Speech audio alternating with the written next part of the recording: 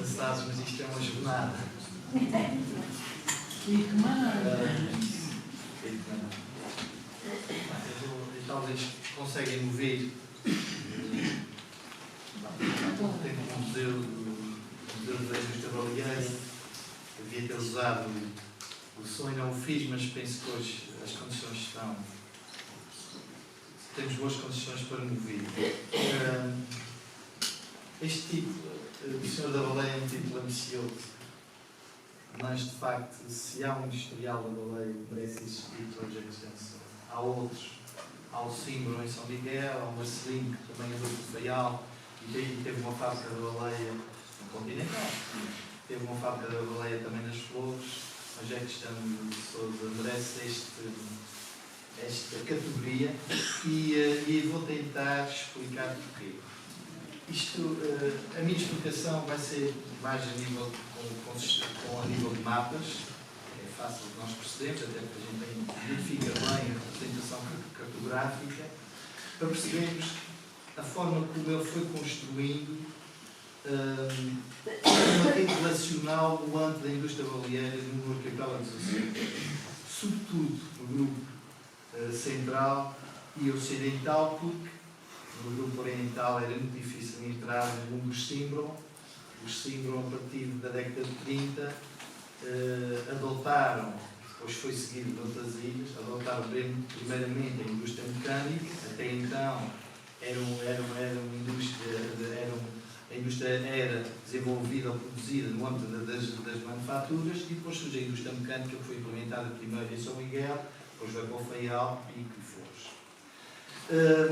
E claro, José Cristiano teve aqui um envolvimento muito importante. Se nós tivermos em questão o que é um conceito de empresário da baleia, industrial da baleia, sócio da baleia, e os vários fenómenos que estão dentro do sistema técnico e organizativo da indústria baleeira dos Açores, nós temos a matéria-prima, que será o cachalote, que é uma matéria sobretudo sazonal.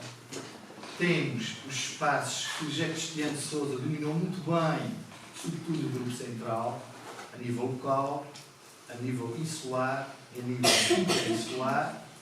Temos depois também a questão dos instrumentos, que foi proprietário de muitos botes, casas dos botes, fábricas da baleia, oficinas de óleo, e também teve que mobilizar, pela via dos capitais, da forma como eles se distribuíam, teve que mobilizar capital não só para os instrumentos, que eu acabei de dizer, mas também para os atores, teve que organizar as várias atividades, tanto no mar como em terra, porque, independentemente da organização baleeira, elas tinham estas duas atividades.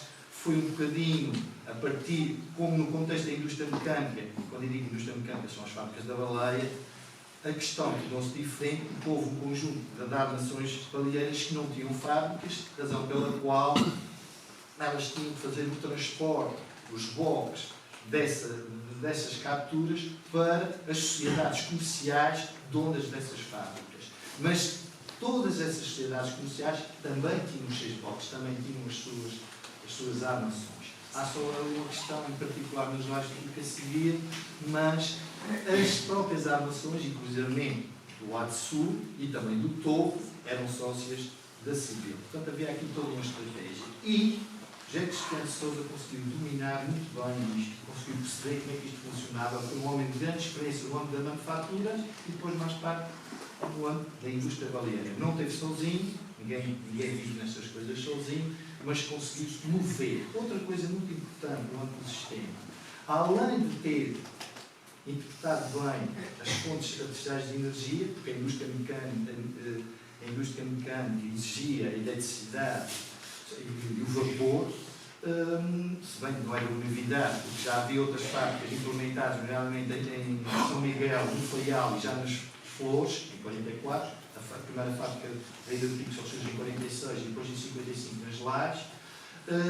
Havia também, portanto, eu percebia muito bem dessa situação e como é que isto se organizava, por um lado, e por outro lado, o óleo, que era o produto principal da indústria. É verdade que depois mais tarde surgiram as farinhas, que foi uma forma de compensar os maus anos de óleo e de permitir, no contexto destas formas de organização da produção portanto, baleeira, que são as fábricas da baleia, fazer com que tivéssemos mais competitivos no comércio dos produtos, sobretudo do óleo, e ao mesmo tempo que a baleação, e neste caso baleação, vamos chamar pesca e a indústria mecânica, tudo isto estamos a falar de indústria, permitisse até, portanto, prolongar-se até 1984. Portanto, porque se ficássemos só pelas antigas manufaturas, portanto, as oficinas de óleo,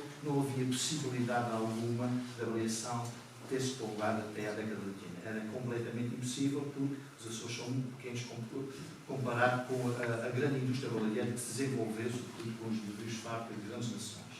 O facto é que o óleo era quase todo exportado. Muito pouco ficava nos Açores e também em Portugal. As farinhas, sim, alguns nos Açores e em Portugal, mas os óleos eram tudo para exportação. Tinha que haver um grande empresário para fazer esses óleos chegarem. Portanto, assim, uma pessoa com grande influência. José Cristiano de Sousa nasceu no século XIX. Aqui interessa mais o empresário, o armador e o industrial.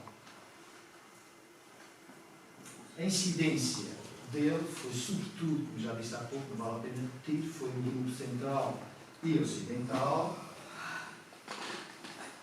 No pico, aparece-nos com a Atlanta Caetano de 1923, se bem que está documentado o desastre do canal de 1921, em que algumas embarcações vinham de São Roque para a Calheta e houve esse desastre do canal. Essas embarcações que vinham eram já embarcações patrocinadas por José Cristiano de Sousa e eram embarcações que tinham o objetivo de integrar a Atlântica Cartese.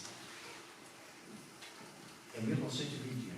Em 25 surge a nossa baleeira Atlântica.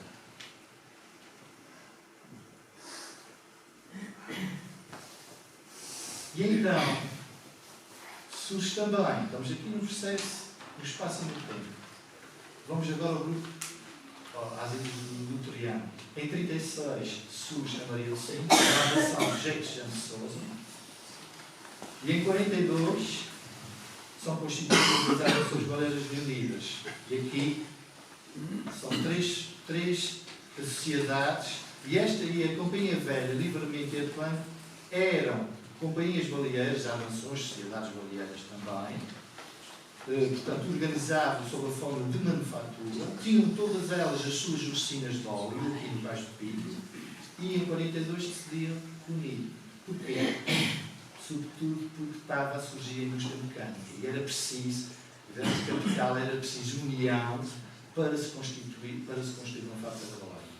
Ela só aconteceu 4 anos depois, em 1946. Porque o arquipélago já estava em grande andamento no âmbito da indústria mecânica e elas não podiam permanecer com as suas oficinas de óleo, senão andava de seguimento. Como estratégia, e era uma armação em 2 ilhas, um canal com menos cachalotes, fizeram pesca sazonal desde no ano seguinte, 1943, começou a pesca sazonal na ilha de Faial.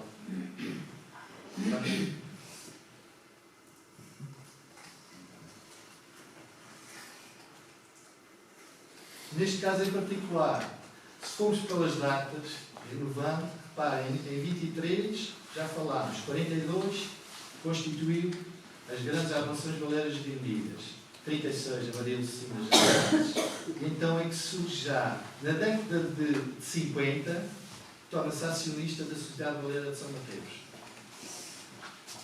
2 anos depois, no mesmo ano, torna-se também acionista da Companhia Baleeira de Xeirense. Em 56, vai adquirir a armação Pescaria dos Leis, que era a antiga Espírito Santo. Entretanto, em 50, está já, as próprias armações já são sócios da Companhia Baleeira Graciosa. E em 63 vai adquirir a Castelo da Mota Soares, que é precisamente foi o empresário dono do Marilu, que é o livro que vamos apresentar a seguir. José Cristiano Sousa depois vai adquirir este voto no ano a seguir.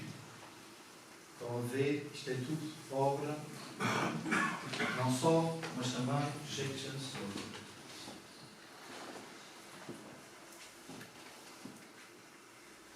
Afinal, qual era o grande objetivo? Vejam comigo, se faz favor. O objetivo seria ele garantir a pesca das armações do Faial, estão a ver, as setas podem não desejar, e ao mesmo tempo, através da aquisição de armações ou de se tornar sócio de outras, fazer com que os cachalotes, quer obrigatório a vir para a indústria mecânica, seja para o Faial ou para o Pico, seja para São Roque ou para as Lares, viessem para a fábrica de armações baleiras unidas. Foi o que ele conseguiu. E há registros que isso aconteceu. E em 61, ele torna-se acionista da União das Armações Baleiras de Loja e Povo. E aquela grande fábrica, que agora é museu também. A fábrica da Baleia do Beirão. E neste momento é o museu da fábrica da Baleia do Beirão. E agora vamos contextualizar um bocadinho a questão dos votos para também justificar porque é que vou apresentar o livro seguinte. E então, tentei selecionar os votos que nós temos aqui no Cais de Pico, que são os votos que estão sob a gestão do Naval e da Câmara Municipal. Neste caso, em particular, temos o voto Baleiro Senhora da Conceição, SG99B, portanto é um voto da Graciosa, foi construído em 46 em São Miguel, tive matrícula micaelense, mas nesse mesmo ano, portanto, foi para a Graciosa, para Castelo da Mota Soares. Foi adquirido em 64 por José Cristiano de Sousa e neste momento encontra-se no Carnaval de São Roque do Pinto. A gente percebe que temos os votos aqui, mas de onde é que eles vieram? O voto António Pereira está no centro multimédia, porque por acaso a nossa equipa teve a oportunidade de fazer fizemos uma visita. Inicialmente a designação, portanto o nome do voto era São Pedro Gonçalves, era da Armação Espírito Santo, que eu já falei há pouco. Depois essa armação foi adquirida para Pescarias Belense, continuou com o mesmo nome e também foi adquirido por José Cristiano Sousa em 56, continuou também naquele sempre o mesmo nome. Só em 62, ainda na ilha de São Jorge, é que o José Cristiano tomou duas decisões. Coisas simples, nomeadamente mudou o nome do voto, passou para Bolieira e motorizou. Tem lógica ser na década de 60, porque já nesta década já surgiram as primeiras armações de desaparecer no arquipélago dos Açores.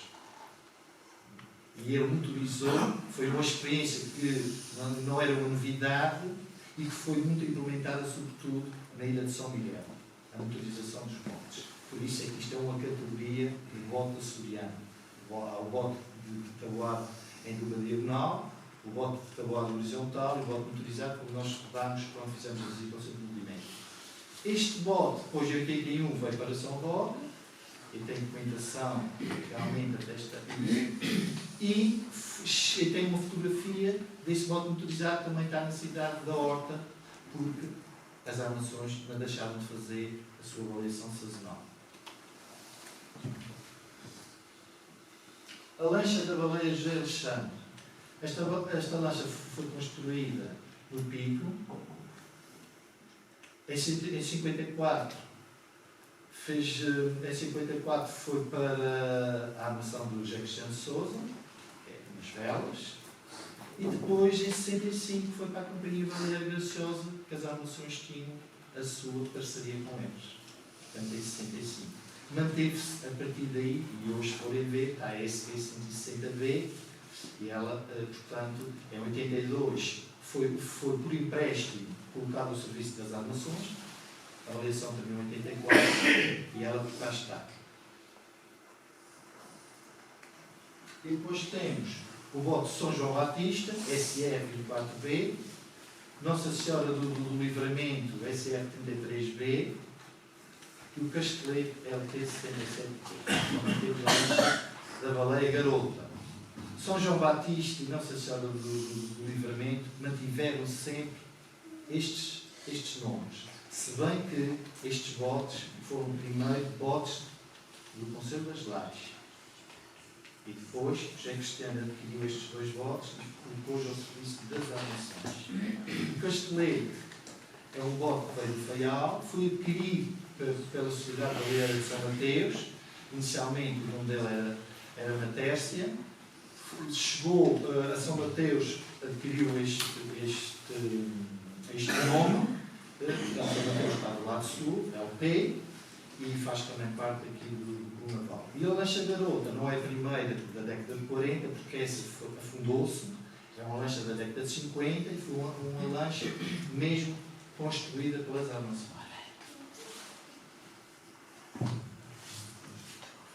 E eu não vou dizer mais nada, porque agora façam a vossa justiça interior e digam se o meu título está errado.